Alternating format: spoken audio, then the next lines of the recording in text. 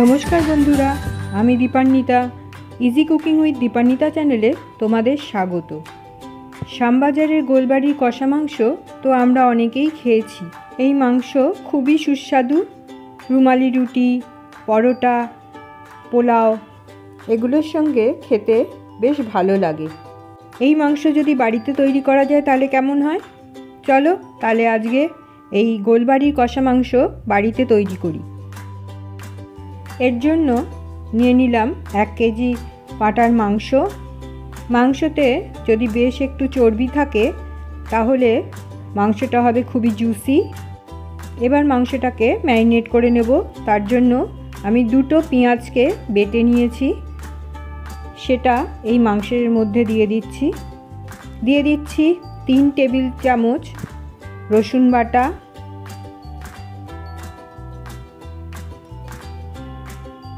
2 table চামচ আদা বাটা আর কাঁচা পেঁপের একটা পেস্ট করে নিয়েছি। তার থেকে 2.5 চামচ এই পেস্ট আমি নিয়ে নিচ্ছি। পরিমাণ মতো নুন দিয়ে দিচ্ছি। লাল লঙ্কার গুঁড়ো দিয়ে দেবো 1 টেবিল চামচ। তোমরা তোমাদের পছন্দ মতন ঝালটা বাড়িয়ে বা কমিয়ে নিতে পারো। জিরে গুঁড়ো 2 টেবিল চামচ, 1 টেবিল চামচ ধনে গুঁড়ো আর টক দই দিচ্ছি 3 টেবিল চামচ।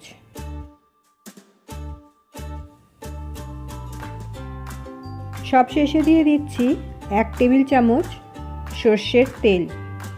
এবার সব উপকরণগুলো একসঙ্গে মাংসের সঙ্গে মিশিয়ে দেব। টক দই আর কাঁচা পেঁপের পেস্ট এর মধ্যে দেওয়ার কারণে মাংসটা রান্না করার সময় কম লাগবে, মাংস তাড়াতাড়ি সেদ্ধ হয়ে যাবে। সব ভালোভাবে মাখানো হয়ে গেলে এবার এই মাংসটাকে ঢেকে রেখে দেব 5-6 ঘন্টার জন্য। যদি আমরা ওভারনাইট রাখতে পারি তো সবচেয়ে ভালো হয়। ম্যারিনেট করা মাংসকে আমরা রেফ্রিজারেটরে রেখে দেব আর রান্না শুরু করার 1 ঘন্টা আগে রেফ্রিজারেটর থেকে আমরা বের করে নেব। এবার মূল রান্নাতে চলে এলাম। কড়াতে 1 কাপ তেল গরম করে নিয়েছি, তাতে দিয়ে দিলাম গোটা মশলা, তেজপাতা, শুকনো লঙ্কা, এলাচ, লবঙ্গ আর দালচিনি। এছাড়া এতে দিয়ে দিলাম 1 টিস্পুন গোটা জিরে। তারপর 3টে পেঁয়াজ স্লাইস করে কেটে এতে দিয়ে দিলাম। পেঁয়াজগুলো ভাজবো যতক্ষণ না এতে সোনালি রং হয়। তেলের মধ্যে দিয়ে দিলাম 1 টিস্পুন চিনি। এতে রান্নাতে একটা খুব সুন্দর রং হবে, চিনিটা ক্যারামেলাইজ হয়ে যাবে। এইভাবে নেড়ে নেড়ে পেঁয়াজটাকে লাল করার পর এবার ম্যারিনেট করা মাংস এতে দিয়ে দেব।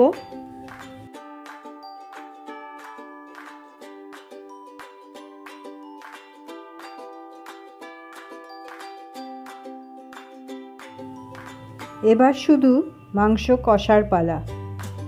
বারবার নেড়ে নেড়ে মাংসটাকে কষতে হবে, নিচে যাতে না লেগে যায় সেটা খেয়াল রাখতে হবে। বারে বারে নাড়ব আর কিছুক্ষণের জন্য চাপা দিয়ে দেব। এবার দিয়ে দিচ্ছি হলুদ 1 টিস্পুন।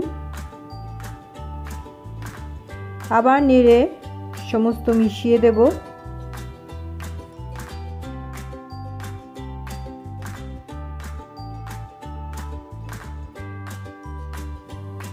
এবার একটা চাপা দিয়ে দেব 7 থেকে 10 মিনিটের জন্য। 10 মিনিট পর ঢাকা খুলে আবার ভালো করে নাড়িয়ে দেব। এই মাংস কষে রান্না হবে, কোনো রকম জলের ব্যবহার এখানে হবে না। দই আর কাঁচা পেঁপেতে যেটুকু জল ছিল তাতেই এই মাংসটা সেদ্ধ হবে। আবার নাড়াচাড়া করে চাপা দিয়ে দিলাম 10 মিনিটের জন্য। 10 মিনিট পর খুলে দেখলাম অনেকটা জল বেরিয়েছে মাংস থেকে। ভালো করে নাড়াচাড়া করে দিলাম। এইভাবে বারবার নাড়াচাড়া করতে হবে আর 7 থেকে 10 মিনিটের জন্য চাপা দিয়ে একে রান্না করতে হবে যতক্ষণ না মাংসটা সেদ্ধ হয়ে আসে।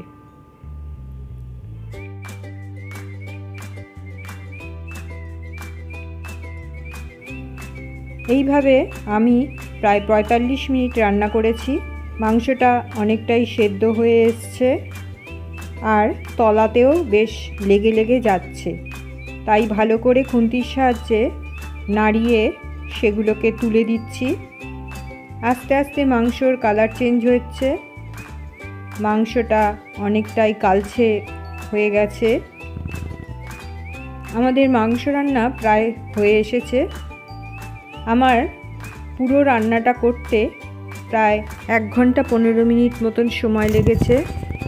লো টু মিডিয়াম আঁচেই পুরো রান্নাটা হবে। আবার একটু চাপা দিয়ে দিলাম, ব্যাস তৈরি হয়ে গেছে গোলবাড়ির মতন কষা মাংস। মাংসের রঙটা কতটা চেঞ্জ হয়েছে তোমরা সেটা দেখতেই পারছো। মাংসতে প্রায় এখন জল বলতে কিছুই নেই। এবার সব শেষে দিয়ে দিলাম গরম মশলার গুঁড়ো 1 টিস্পুন। ভালো করে নাড়াচাড়া করে এবার নামিয়ে পরিবেশন করে দেব। দেখো কি সুন্দর রঙটা হয়েছে, একদম গোলবাড়ির কষা মাংসের মতন। তাহলে খুব সহজেই আমরা এটা বাড়িতে তৈরি করতে পারি। এবার আমি পরিবেশন করে দেব এই কষা মাংস। জিভে জল আনা এই কষা মাংস তোমরাও একবার বাড়িতে ট্রাই করতে পারো। যে কোনো ছুটির দিনে হাতে যদি একটু সময় থাকে বা কোনো বিশেষ অনুষ্ঠানের জন্য তোমরা এটা একবার বাড়িতে ট্রাই করো। ভালো লাগলে লাইক, শেয়ার অ্যান্ড সাবস্ক্রাইব করে আমার পাশে থেকো।